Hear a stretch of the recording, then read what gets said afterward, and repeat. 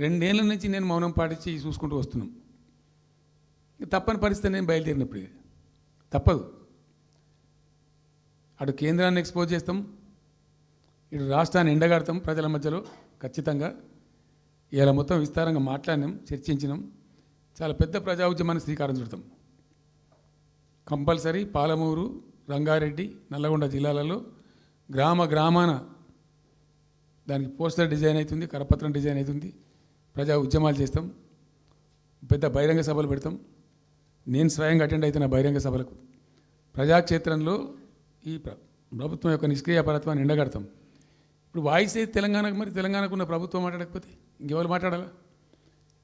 మాకు 2 బాధ్యతలని, ఒకటి తెలంగాణ తెచ్చిన పార్టీగా, రెండవది ప్రధాన ప్రతిపక్షంగా కూడా కంపల్సరీ మా డ్యూటీ మేము చేయాలి.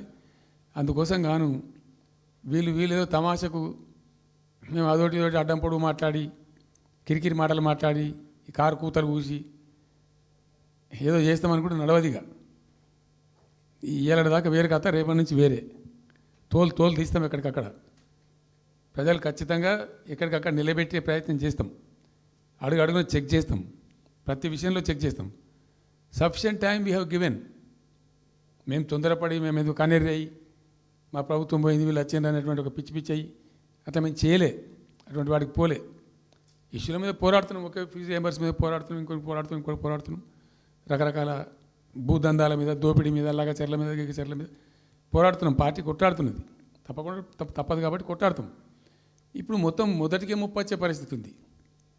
అటు గోదావరి మీద అరాకిరి చేసి చంద్రబాబు నాయుడు, ఏపీ ప్రభుత్వం నల్లమల సాగరు, ఈ సాగరు, ఆ సాగరు, అటు గోదావరి దోపిడీ జరుగుతూ ఉంటే దాని మీద సప్పులు లేదు. ఇటు కృష్ణలో ఇంత ఘోరంగా పాలమూరు ఎత్తిపోతల మీద దీని మీద సప్పులు లేదు. మరి ఎవరి ప్రయోజనాల కోసం ఉన్నట్టు రాష్ట్ర ప్రభుత్వం? ఏం చేయడానికి ఉన్నట్టు? ఏం జరుగుతున్నట్టు రాష్ట్రంలో? కాబట్టి ఎట్టి పరిస్థితుల్లో నేనే స్వయంగా రంగంలో దిగాలనుకున్నా. దిగినం. ఈరోజు డిసిషన్ అయిపోయింది.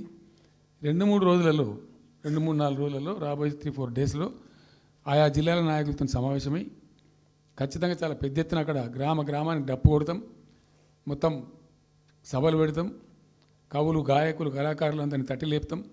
మీ పత్రికా విలేకరులను కూడా రిక్వెస్ట్ చేస్తాం. అక్కడ జరిగే అన్యాయాన్ని, ప్రజలకు జరిగేటువంటి అన్యాయాన్ని, ఈ జలదోపిని అరికట్టాలని ఈ కేంద్ర ప్రభుత్వం అవలంబిస్తున్న విధానాన్ని కూడా తప్పకుండా చేస్తాం. ఇన్ని రోజులు ఒక రకంగా పోయినాం, కానీ ఇక తప్పేటట్లేదు. ఇప్పుడు ఎవరితోనైనా సరే కొట్లాడతాం, తెలంగాణ కోసం భయపడం. యాందాకైనా పోతాం, ఈ కొండ మీద గోపైనా సరే కొట్లాడతాం, తప్ప ఇడిచిపెట్టాం. ఇక్కడ ఏమి ముఖాలు చూసేది కానీ ఇంకోటి కానీ నైసిటీస్ ఏమి లేవు. There is no nicety at all.